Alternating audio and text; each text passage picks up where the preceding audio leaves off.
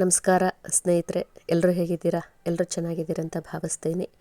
Sheila Veerabhadrappa Kannada vlogs YouTube ಚಾನಲ್ಗೆ ಎಲ್ರಿಗೂ ಸ್ವಾಗತ ಕೋರುತ್ತಾ, ನಾನು ನಮ್ಮ ಮನೆ ದೇವ್ರದ್ದು ತೇರಿದೆ 4ನೇ ತಾರೀಕು. ಹಾಗಾಗಿ ಮನೆ ಕ್ಲೀನ್ ಮಾಡ್ಕೋಬೇಕಾಗಿತ್ತು. ಅದರ ಸಲುವಾಗಿ ಬಾಕ್ಸ್ಗಳನ್ನೆಲ್ಲ ತೊಳೆದು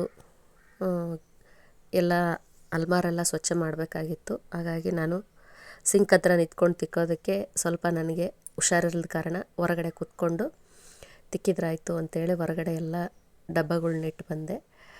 ನಂತರ ನನಗೆ ಬಾಯಿ ಕೆಟ್ಟಂಗಾಗಿತ್ತು. ಅದಕ್ಕಾಗಿ ಒಂದು ಆರೋಗ್ಯಕರವಾದ ಗಂಜಿ ಮಾಡ್ಕೊಂಡು ಕುಡಿಬೇಕು ಅಂತ ಮನಸ್ಸಾಯಿತು. ಅದನ್ನು ಹೇಗೆ ಮಾಡಿದೆ ಅಂತ ನಿಮಗೆ ತಿಳಿಸ್ತೀನಿ.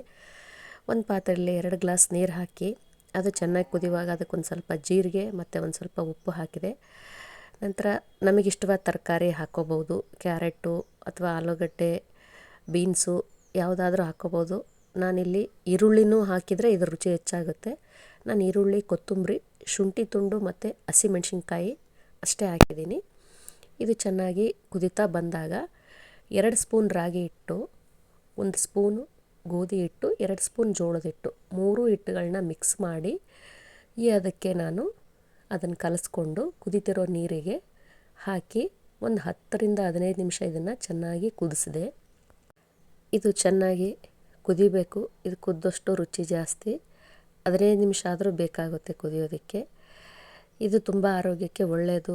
ಶೀತ, ಕೆಮ್ಮು, ನೆಗಡಿ ಆದಾಗ ಈ ಥರ ಏನಾದರೂ ಬಾಯಿ ರುಚಿಯಾಗೋ ಥರ ಗಂಜಿ ಥರ ಮಾಡಿಕೊಂಡು ಕುಡಿಬೇಕು ಅನ್ನಿಸ್ತಾ ಇರುತ್ತೆ. ಹಾಗಾಗಿ ನಾನಿವತ್ತು ಇದನ್ನು ಮಾಡಿಕೊಂಡೆ. ಇದ್ರ ವಿಡಿಯೋ ನಿಮಗೆ ತೋರಿಸ್ತಾ ಇದ್ದೀನಿ.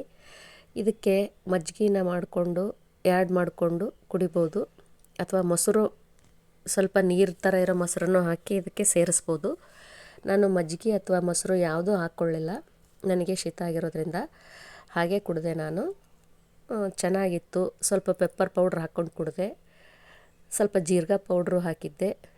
ನಿಮಗೆ ಯಾವ್ಯಾವ ರುಚಿ ಬೇಕೋ ಅದನ್ನು ಇದರಲ್ಲಿ ಆ್ಯಡ್ ಮಾಡಿಕೊಂಡು ಮಸಾಲ ಪದಾರ್ಥಗಳನ್ನ ಮಾಡ್ಕೊಂಡು ಕುಡಿದ್ರೆ ತುಂಬ ಚೆನ್ನಾಗಿರುತ್ತೆ. ಈಸಿ ರೆಸಿಪಿ ಇದು. ಈಸಿ ನೀವು ಮಾಡ್ಕೊಂಡು ಕುಡೀರಿ ಅಂತ ಹೇಳ್ತಾ ಎಲ್ರಿಗೂ ಧನ್ಯವಾದಗಳನ್ನ ತಿಳಿಸ್ತಾ, ನನ್ನ ವಿಡಿಯೋ ನೋಡೋದಕ್ಕೆ ಥ್ಯಾಂಕ್ ಯು ಹೇಳ್ತಾ ಧನ್ಯವಾದಗಳು.